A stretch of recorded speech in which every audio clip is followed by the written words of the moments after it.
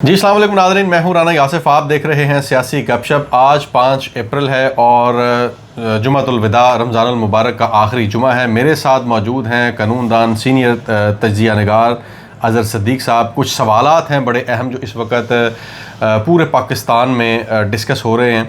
मतलब ये खतूत जो आना शुरू हो गए हैं एकदम से, इनके पीछे असल कहानी क्या है। मतलब पहले तो हम सुनते थे ना कि मतलब कोई चीज़ लेते थे तो अज़हर भाई को वो कुछ ना कुछ ऊपर डाल के देते थे, नमक जामुन वगैरह लेते थे, फालसे वगैरह, तो वो नमक डालते थे ऊपर। आजकल खतूत के ऊपर कुछ मिर्च मसाला लगा, आजकल वो उल्टा चल रहा है, पाउडर डाल के भेज रहे हैं। तो ये कहाँ से ये मामला चल रहा है, इसके पीछे क्या खदशात हैं, क्या होने जा रहा है। और इसके साथ साथ जिन जजों ने मतलब 6 जजेस ने जो सुप्रीम जुडिशल काउंसिल को ख़त लिखा था, उनका क्या फेट होगा। और इसके साथ साथ वज़ीर आज़म साहब ने भी तहकीकात का जो है वो ऐलान कर दिया है। वो कहते हैं कि जनाब वो खतूत जो धमकी मेज़ मौसूल हो रहे हैं कुछ जजेस को, उनके ऊपर हम तहकीकात करेंगे। अब ये तहकीकात वो जब भी कोई करना शुरू करते हैं तो तनकीद जो है उनको आड़े हाथों ले लेती है। मतलब वो एक सवालिया निशान बन जाता है कि अब ये तहकीकात का क्या होगा। तो वो तहकीकात किस लेवल की होंगी, ये सारे सवालात हैं जो आज हम अज़हर सिद्दीक़ साहब से पूछेंगे। अज़हर भाई, सबसे पहले तो ये बताएं कि ये मामला धमकी अमेज़ खतूत का, इसका कोई नामो निशान नहीं था। जैसे ही 6 जजेस इस्लामाबाद हाई कोर्ट ने सुप्रीम जुडिशल काउंसिल को ख़त लिखा है, उसके बाद ये खतूत जो हैं ये कोने खुदरों से जो है वो बाहर निकलना शुरू हो गए। ये माजरा क्या चल रहा है सर? देखिए, मैं जो कि एक तो तारीख़ का तालिब इल्म हूँ, बहुत शुक्रिया आपका सियासी गपशप में बड़े दिनों बाद आप तशरीफ़ लाए। आवाम आपको मिस करती है, लेकिन वो टाइमिंग का कुछ थोड़ी सी एडजस्टमेंट है। कोशिश करेंगे कि नाज़रीन तक सियासी गपशप इकट्ठा ही जाए program. Pakistan is a country where an issue can easily be killed by another issue. Pakistani तारीख़ ये है। ये धरना चल रहा था, APS का सानिया हुआ, याद होना चाहिए आपको। 4 हलकों पे इलेक्शंस के हवाले से बात हो रही थी, क्या हुआ? गवर्नमेंट के अगेंस्ट बड़ा एक्शन लेने जा रहा था, मॉलटाउन सानिया हो गया। अरशद शरीफ का मामला किस सिमत में चल रहा था और क्या कुछ हो गया।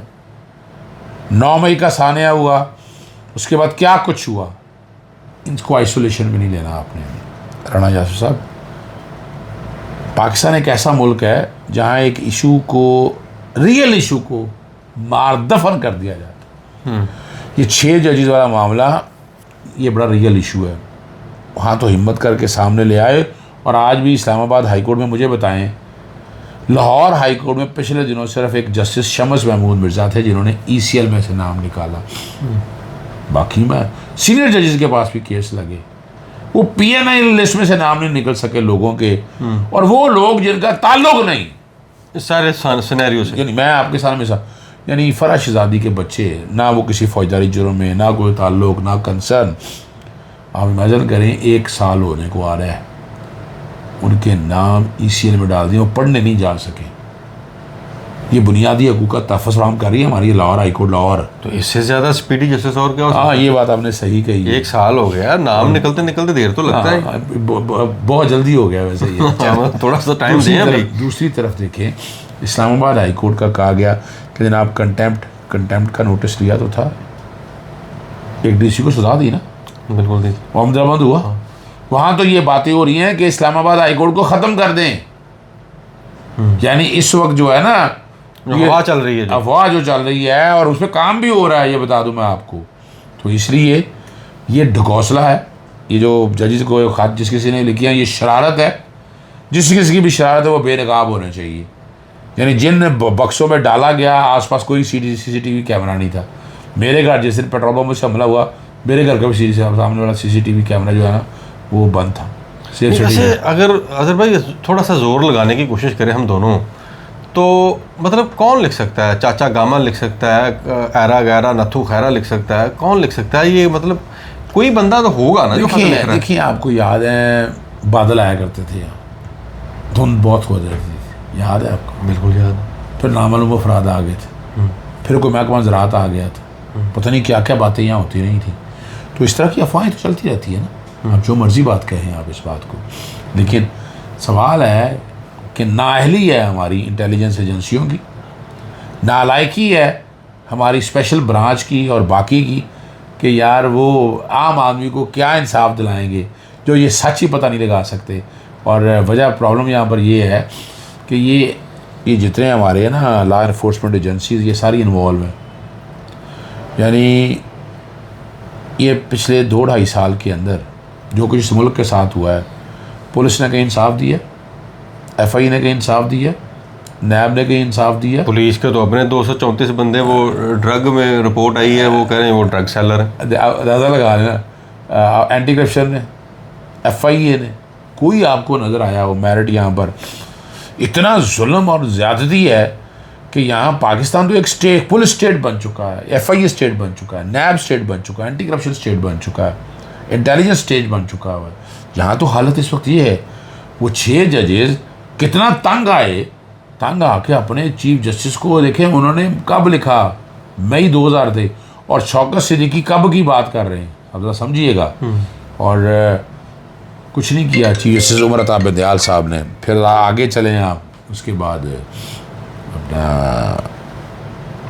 फरवरी 2024 में वो ख़त लिखा, कहाँ लिखा ख़त वाला, कहाँ लिखा? वो भी उस वक्त सुप्रीम कोर्ट को गया था, क्या हुआ उसका वो भी देख लें। तो आपके कहने का मकसद है कि ये जो 6 जजेस ने ख़त लिखा है, अब इसको अगर हम आसान उर्दू में बताएं लोगों को, तो मतलब इसका क्या फ्यूचर क्या होगा? मतलब अब ये ख़त लिखा है, पहले तो उन्होंने चीफ जस्टिस साहब ने एक नया मामला शुरू कर दिया कि एग्जीक्यूटिव के पास भेज दिया, मतलब जो बेनिफिशरी थे मतलब उन्हीं को ही भेज दिया कि जनाब तुसी सैट करो, मेरे हथ खड़े ने। वो जो तनकीद आई और सारे लोगों ने मतलब तमस्खर उड़ाया, ईवन के ਜਿਹੜੇ कमीशन के हैड बनाए ने उन्होंने आखा खुदा दा वास्ता जा सुमरे मैनू किहड़े पासे लाने लगे हो। उस बाद फिर वो 7 रुकनी बेंच भी बन गया।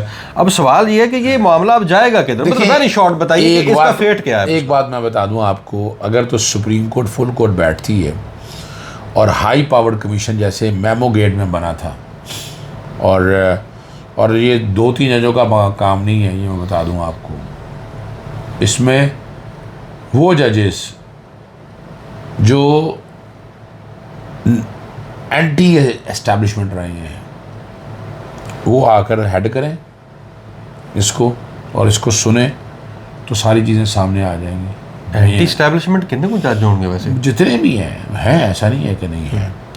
वो बैठकर सुने, वो मेरिट पे बैठकर बात करें, उनसे पहले हरफ लिया जाए कुरान मजीद का, उनसे बैठ कर के आप जो इंसाफ करेंगे, सच बोलेंगे आप, यानी ये रोकना ज़रूरी है। यानी किसी हद तक तो ठीक है मुदाखलत, किसी हद तक मैं देखे किसी हद तक मुदाखलत का कायल हूँ। मसलन जहाँ मुल्क की सालमियत की बात हो, यहाँ कोई ऐसे हालात हों, फिर तो कुछ समझ में आती है कि वहाँ मुल्क की सालमियत के केस कौन से जज मैं एक जनरल बात कर रहा हूँ, उसमें किसी हद तक। लेकिन ये जिस तरह से ये जो कुछ हो रहा है, 6 जजेस ने तो सारा कुछ सामने रख दिया, एक चीज़ वजाहत के साथ सामने रख दी और बता भी दी। तो और अगर हमने इसको अन नोटिस छोड़ दिया, आप अंदाज़ा लगाएं, यानी चीफ जस्टिस काजी फाजी ईसा साहब ने ये वज़ीर का अटॉर्नी जनरल भी कह रहे हैं कि 2 नाम दिए थे, यानी तसद्दुक़ जिलानी का और नासरुल मुल्क का। इनका क्या काम था चीफ जस्टिस का नाम देना? चीफ जस्टिस का वज़ीर आज़म से मिलना क्या काम था? क्यों मिले वज़ीर आज़म से? वजाहत देना कौम को। और ये 2 नाम इन्होंने क्यों दिए? उनका क्या ताल्लुक? ये जाने हुकूमत जाने, लेकिन आपको इंतज़ामिया जिस पे इल्ज़ामात है आप उसी पे डाल रहे हैं कि वो बैठ के इंक्वायरी करे। वो क्यों करे भी? ये सारे बात में आपको इस कहानी से कुछ निकलता हुआ नज़र आ रहा है? देखिए, ये तो एक तो ये ज़हन से निकाल दें जजिस खौफ कि ये जो पाउडर लगा आ रहा है ना, ये सारा ये तवज्जो से मामले से हटाने के लिए कोशिश की गई है। इसका मकसद है कि तवज्जो से हटे, यानी वो जो मेन 6 जजेस वाला मामला है ना उससे हटे। अभी तो आए ना, यानी ये तवज्जो दिलाओ नोटिस है। हाँ, तो बिल्कुल ऐसा ही है। ये देखिए, दूसरा ये हमारे प्रोग्राम के तवज्जो से ये भी है कि लाहौर हाई कोर्ट में भी आप एक दिन बड़ा ख़ास गिला किया। वो क्या गिला किया था मुझे बताएं जजेस के बारे में?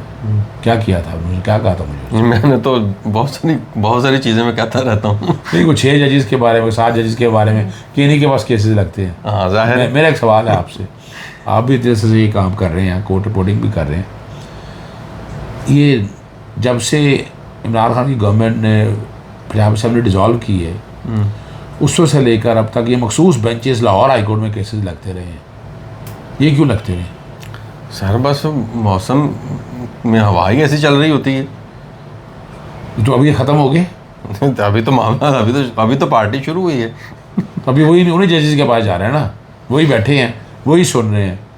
और यानी वो ECL से नाम निकालना तो वो ECL से नाम तक निकलवा नहीं सकते। ये हालत ये है हमारी कि यानी PNIL, इमरान रियाज का केस मेरे सामने है, पहले PNIL लिस्ट में था, जब रिट फाइल की तो PNIL लिस्ट से निकाल के PCL में डाल दिए।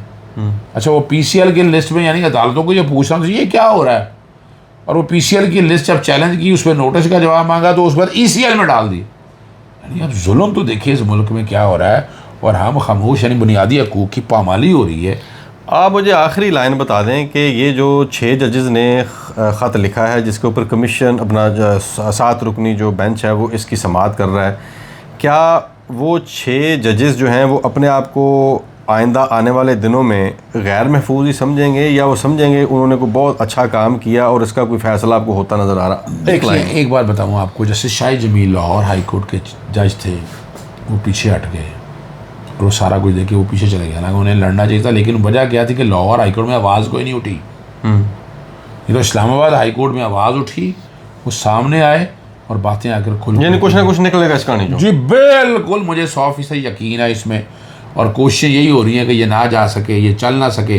सुप्रीम कोर्ट इतनी लंबी डेट ले गई, ये डेट बहुत छोटी होनी चाहिए थी, फुल कोर्ट बनना चाहिए, और judicial inquiry by supreme court जजेस, not by any other one, ज़हन में रखिएगा। ये जो तहकीकात करने का उन्होंने कहा है, ये तो तहकीकात तो गोगलुआ तो मिट्टी चाड़ना नहीं होता, यानी वो बेवकूफ़ बनाने के लिए। ये वज़ीर आज़म जो पैदावार इस्टेब्लिशमेंट गिरा है, उसने क्या करना है इस मुल्क के लिए, यानी प्लेटों में रख के तो वजारत उज़्मा दी गई है, यानी सेनेटर भी अंदाज़ा लगाएं किसी सियासी जमात से ताल्लुक़ नहीं है, वो सेनेटर बन रहे हैं, तो और क्या रह गया? देखें, यही तो जमहूरियत का हुस्न है ना।